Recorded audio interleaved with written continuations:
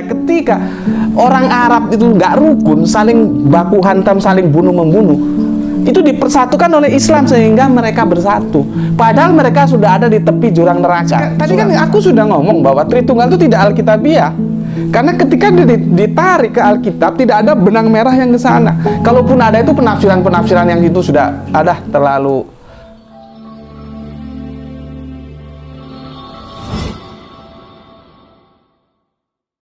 Lelang dakwah. Lukisan Quotation of Rose karya Meru Sandia, pelukis Indonesia yang diundang langsung oleh Raja Salman.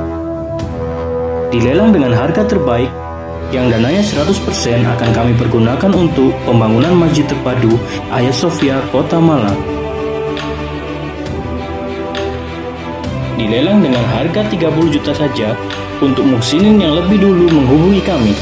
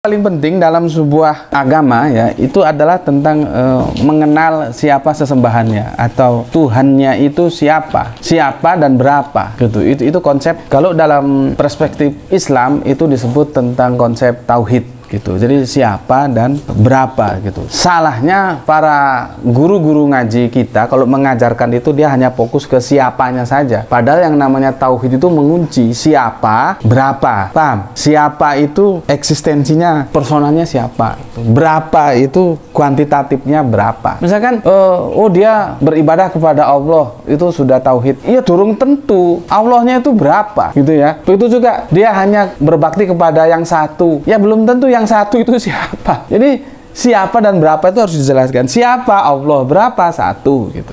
Karena di luar keislaman, goiru Islam juga ada yang berbakti kepada Allah. Cuman Allahnya berapa, itu kan jadi masalah. Guru-guru ngaji kita itu seharusnya di-upgrade kerangka berpikirnya. Kalau sudah menjelaskan tauhid itu harus jelas siapa dan berapa gitu. Kajian kita kali ini adalah ketika Kristen menjadi syirik. Itu menjadi judul besarnya ya. Judul kecilnya adalah Islam mengembalikan keabadian tauhid. Dalam dunia kekristenan itu kalian jangan gegabah, harus tahu bahwa tidak semua teman-teman kita di Kristenan itu syirik. Secara mainstream memang syirik, yaitu mereka mengambil konsep teos yang itu disebut dengan trinitas atau gampangnya dengan bahasa kita adalah Tritunggal, di mana Allah, Bapa, Putra, dan Roh Kudus itu Allah yang mereka terima sebagai sesuatu yang layak untuk mendapatkan persembahan atau disembah atau diibadai gitulah. Itu secara mainstream. Meskipun kalau kita tanya apakah kekristenan itu ketika mengambil konsep Tritunggal ada rujukan alkitabiahnya, ada argumentasi Alkitabnya, tidak. Dan ternyata tidak ada. Itu argumentasi, misalkan kita tanya kepada teman-teman Kristen kita atas dasar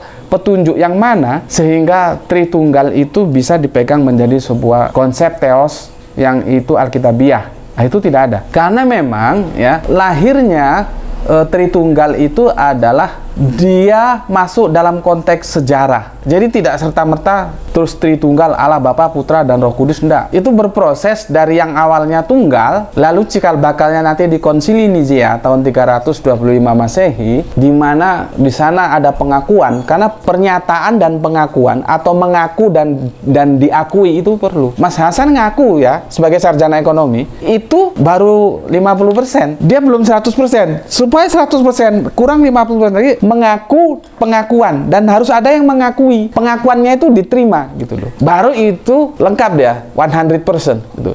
Kalau sampean cuma ngaku aja itu baru 50%. Semua orang bisa ngaku. Aku bisa ngaku alumni Harvard. Jurusan apa? Jurusan ekonomi. Ambil apa? Doktor. Bisa kan ngaku. Tapi ngaku saya itu nanti itu diakui tidak? Diakui atau tidak itu nanti terserah publik. Masalahnya sekarang kita tidak masuk ke dalam dua ranah itu. Kalau dua ranah itu dipenuhi dalam konsep Trinitas, mengakui dan diakui. Mengakui itu lalu rujukannya bahwa memang Alkitab mengatakan Trinitas itu ada. Itu baru pernyataan. Terus kenyataannya diakui tidak. Sekarang itu yang ada itu diakui, tapi pengakuan Alkitab tidak ada gitu loh. Begitu juga tentang Trinitas, itu tidak ada pengakuan Alkitabiah bahwa Yesus itu memperkenalkan diri dalam sebuah konsep Tritunggal atau Trinitas, itu tidak ada. Yang ada justru itu adalah, kalian buka Markus 12:29 coba. Jawab Yesus, hukum yang terutama ialah, dengarlah hai orang Israel, Tuhan Allah kita, Tuhan itu Esa. Esa. Anda tahu artinya Esa?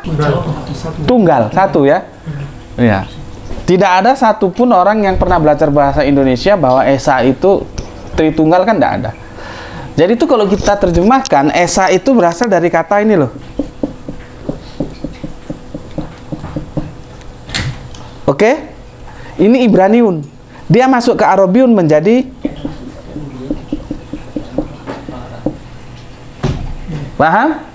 Nah, memang ada dua kata yang digunakan. Ada wahid.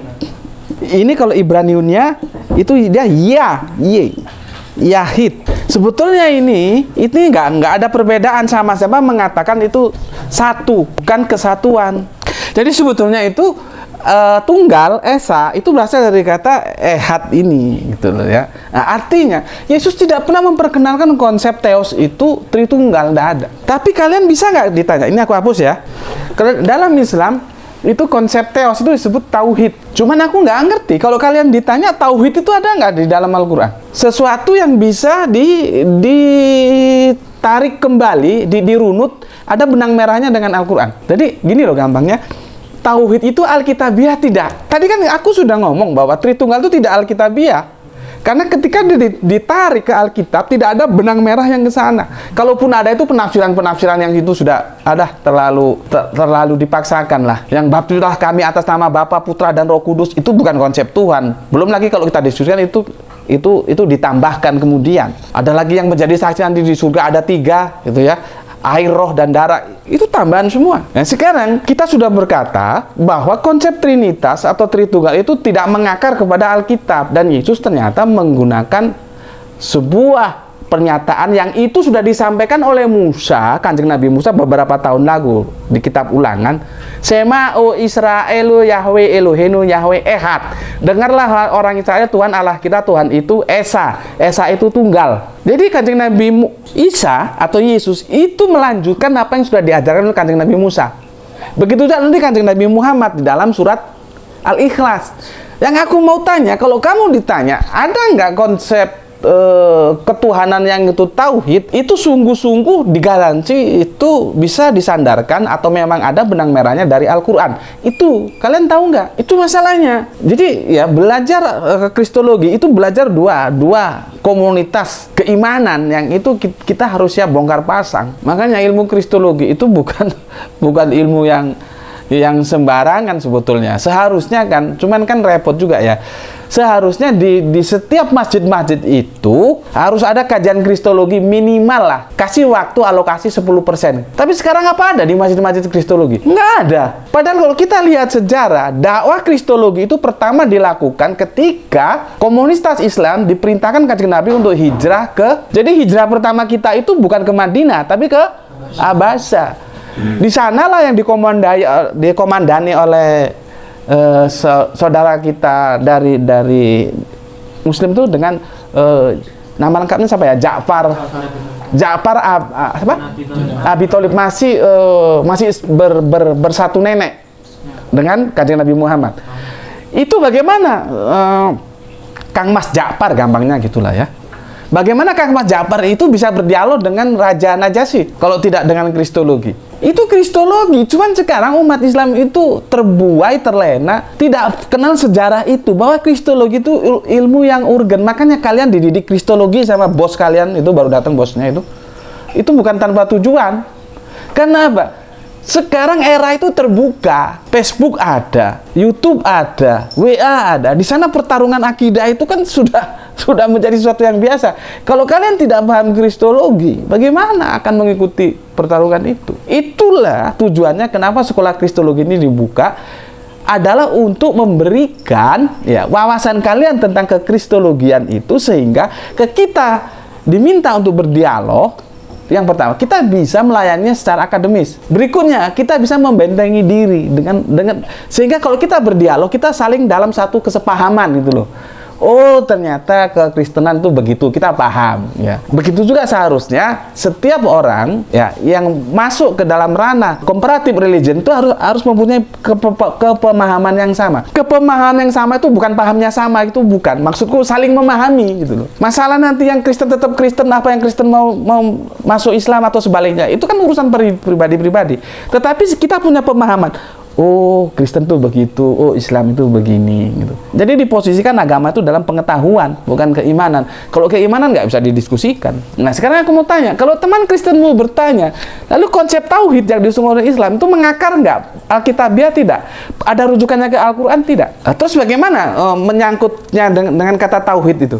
Iya, bagus. Ahad. Terus gimana? Siapa yang bisa nulis tauhid di sini dalam Arabian?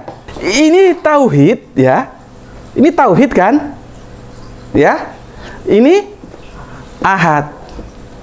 Kalian pernah mondok kan? Ini supaya kalian bisa menjelaskan, nanti lihat di videoku ya, Subandito Kusuwoco, adakah kata tauhid dalam Al-Quran? Kamu lihat, kamu pelajari.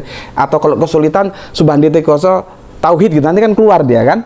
Nah, ini kata tauhid ini itu merupakan, nah ini kalau aku jelaskan sama orang Kristen agak kesulitan karena mereka nggak tahu sorob nahu, bukan nahu sorob ya.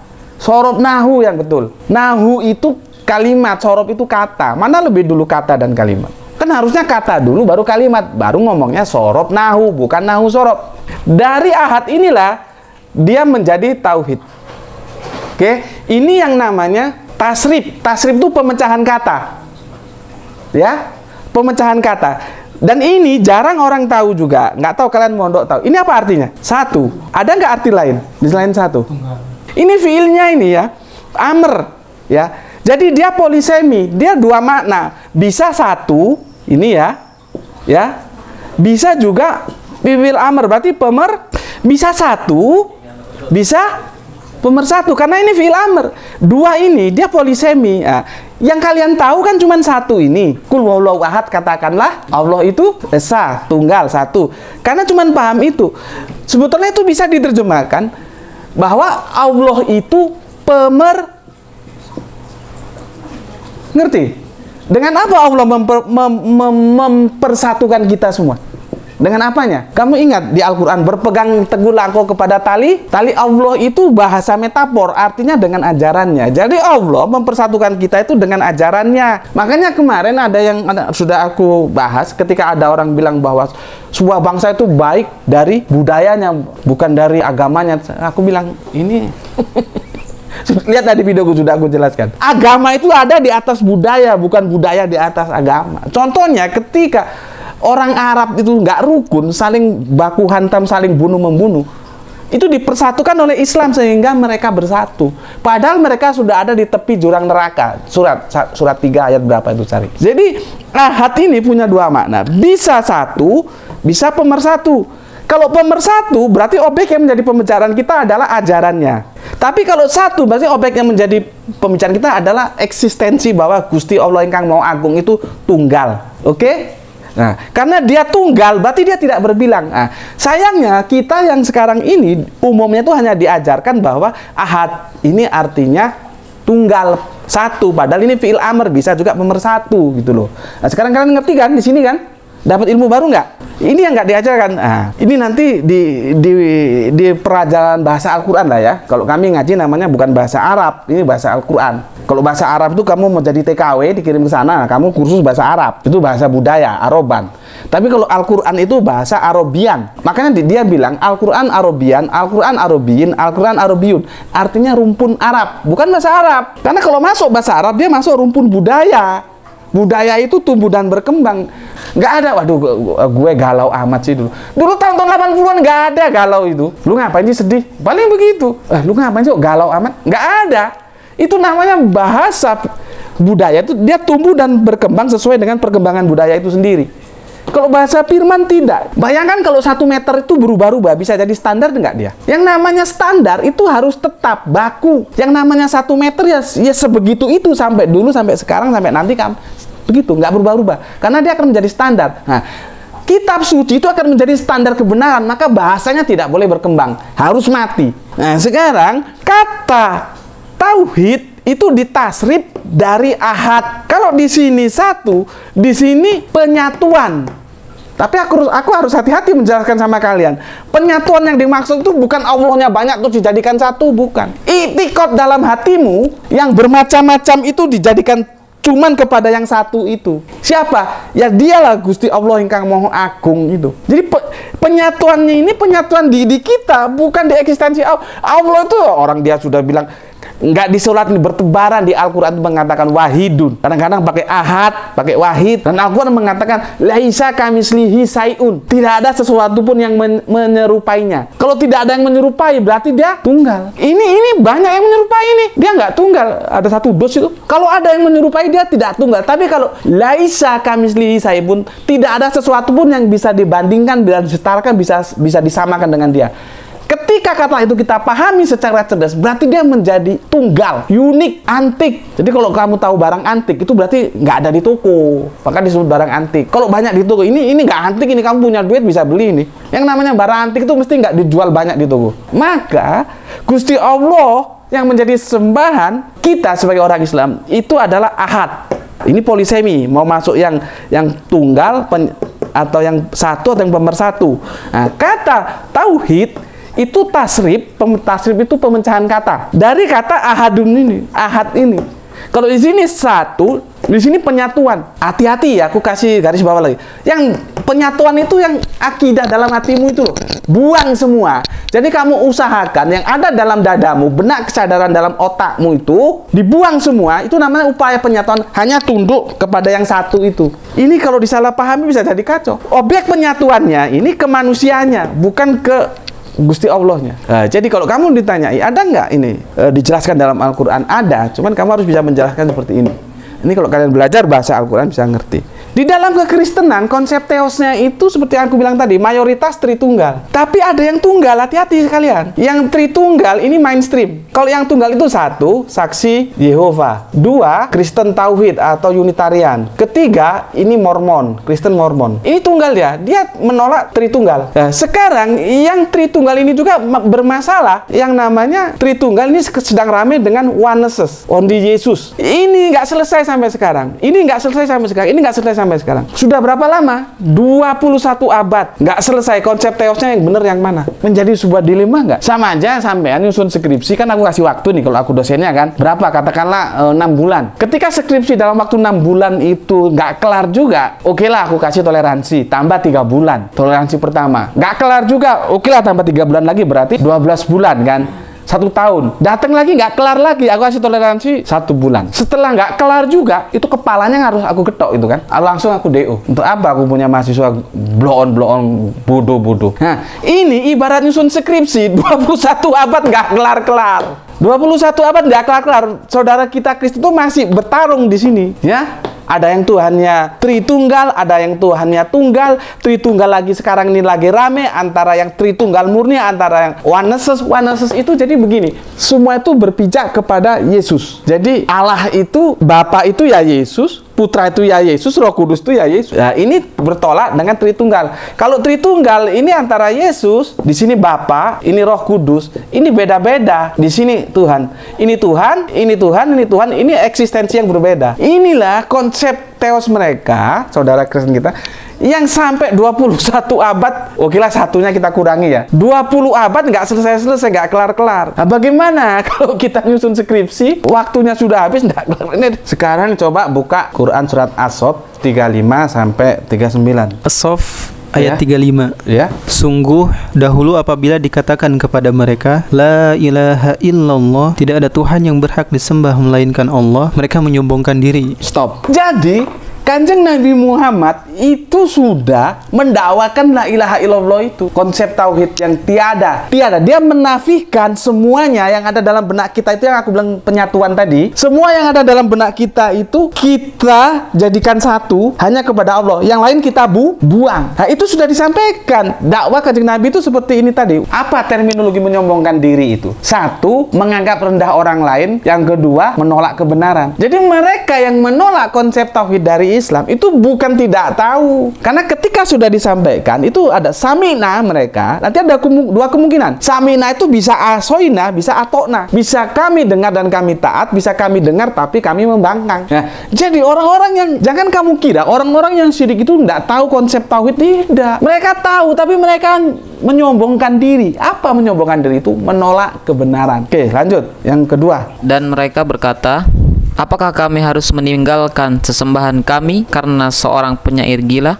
Nah, bayangkan sampai menggunakan kata-kata penyair gila, saking sombongnya mereka. Makanya kalau kamu dakwah, kamu menyampaikan kebenaran, itu tugasmu hanya menyampaikan. Orang mau terima, mau tolak itu bukan urusanmu. Karena ketika kebenaran itu disampaikan, kemungkinannya hanya dua, diterima, ditolak. Nah, seperti ini, dia menolak, bahkan bukan hanya menolak, menghujat. Jadi seorang pendakwah ketika dia dihujat, itu biasa-biasa saja. Itu sudah terjadi sejak dulu. Jangankan kita, nabi aja dihujat kok. Itu berlaku kepada nabi-nabi yang dulu juga. Jangan kamu kira dulu nabi-nabi itu dakwah ini agama dari Allah, kamu hanya menyembah kepada Allah terus orang terima. Ya kalau gitu sih enak. Tidak begitu. Dan semua para nabi itu pasti berhadapan dengan penguasa. Selanjutnya, Padahal dia Muhammad SAW datang dengan membawa kebenaran dan membenarkan rasul-rasul sebelumnya. titik. Jelas kan? Jadi Kanjeng Nabi Muhammad itu seperti aku bilang tadi, para nabi itu mengembalikan tali Allah, ajaran Allah yang sudah diselewengkan supaya kembali lurus, kembali benar. Jadi Kanjeng Nabi itu bukan hanya Kanjeng Nabi Muhammad saja yang menyampaikan la ilaha illallah. Dulu para nabi juga sudah menyampaikan. Nggak ada nabi itu, satupun nabi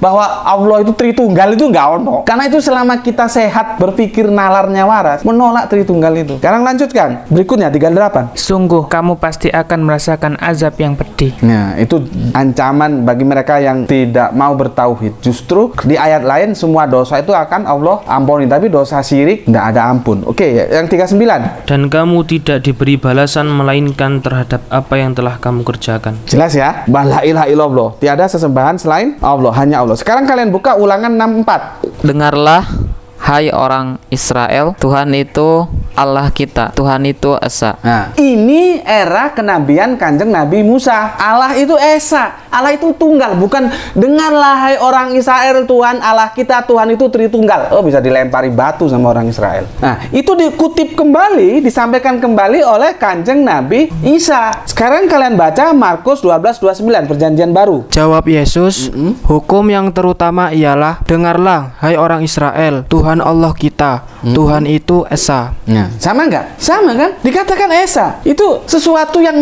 abadi gitu loh. Jadi Islam ini menjaga keabadian tauhid itu. Nah, sekarang buka lagi Lukas 4:8. Yesus menjawab, di dalam Alkitab tertulis, sembahlah Tuhan Allahmu dan layanilah Dia saja. Oke, berarti Yesus itu sebagai apa? Sebagai hamba. Dia kan tidak mau sembahlah aku. Kalau di terjemahan ini, engkau harus menyembah Tuhan Allahmu dan hanya kepada Dia sajalah engkau beribadah. Berarti posisi Yesus sebagai hamba kan? Setuju nggak dengan teks ini? Setuju nggak? Setuju. Berarti Yesus hamba. Nah, sekarang kamu buka Al-Quran surat An-Nisa 172. Al-Masih sama sekali tidak enggan menjadi hamba Allah. Menjadi apa? Hamba Allah. Hamba dia. Lanjut. Dan begitu pula para malaikat yang terdekat kepada Allah. Oke, lanjut. Dan barang siapa enggan menyembahnya dan menyombongkan diri, maka Allah akan mengumpulkan mereka semua kepadanya. Oke, clear nggak? Sama nggak apa yang dinyatakan dalam Markus tadi dengan apa yang dinyatakan dalam Al-Quran bahwa Yesus itu hamba. Tapi nanti mereka punya suatu dogma yang namanya itu dui natura. Kalian harus tahu supaya kalian kalau diajak diskusi nggak bingung. Tapi itu dogma, tidak di Al-Quran, tidak di Alkitab, tidak ada. Karena kalau kita mau merujuk kepada Alkitab, ya di surat Yohanes disebut. Coba buka Yohanes awal. Firman itu telah menjadi apa gitu, coba. Di Yohanes awal, kitab Perjanjian Baru. Yohanes Injil 1:14. Firman itu telah menjadi manusia dan diam di antara kita. Sudah. Firman itu yang dimaksud Yesus. Pada mulanya firman bersama-sama dengan Allah, dan firman itu adalah ilahi. Seharusnya begitu terjemahannya. Tapi di sini Kak, firman itu adalah Allah. Kalau firman itu adalah Allah, bagaimana? Kacamata bersama-sama dengan tab, dan tab itu adalah kacamata, kan jadi kacau. Pada mulanya firman itu bersama-sama dengan Allah, dan firman itu adalah Allah. Kacau nggak? Kalimatnya kacau. Pada mulanya adalah penghapus itu bersama-sama dengan tab. Apakah tab itu sama dengan penghapus? Enggak. Tapi itu nanti kita bahas lain waktu lah. Itu bisa kita bahas. Ayat nomor berapa? 14. Itu dijelaskan ya. Dia maksud firman itu Yesus. Yesus telah menjadi manusia. Firman telah menjadi manusia. Bukan firman menjadi 100% Allah, 100% manusia. Di dalam dogma tentang namanya dui natur. Jadi Allah dalam kekristenan itu menjadi ACDC dia. Kalau mereka mau Allah ya dijadikan Allah, kalau mereka mau jadi hamba manusia dijadikan hamba, begitu. Makanya kalau kalian diskusi harus tahu bagaimana kerangka berpikir teman-teman Kristen kita supaya kamu tidak bingung. Mereka itu lihat kondisinya, kadang-kadang Yesus itu, wah ini loh Pak, Yesus itu Allah. Oh cuma nanti kalau kita bilang masa Tuhan itu lapar. Oh itu waktu Yesus jadi manusia. Nah itu begitu kerangka berpikirnya. Tetapi secara tegas kita sudah tahu bahwa Yesus itu adalah seorang hamba. Selama orang itu menggunakan nalar kemanusiaannya, dia akan menolak Tritunggal. Bagaimana Bapa, Putra, dan Roh Kudus itu tiga tapi satu tapi tiga, itu logikanya gimana? Sama-sama salahnya, tapi masih mending oneses. Oneses itu tidak mengatakan tiga satu tiga. Jadi selama kita menggunakan daya nalar kita, dia akan mengatakan Allah tunggal. Tetapi Mas, dogma ini juga tidak gampang dibuang. Kalau dia sudah mancep ya ke dalam kehidupannya bertahun-tahun, sudah dikasih tahu secara ilmiah penjelasan Alkitabiah bahwa tidak ada satupun dalam Alkitab mengatakan Allah itu Tritunggal, ya nalarnya akan dikalahkan oleh dogmanya. Jadi dogma itu memang harus diruntuhkan.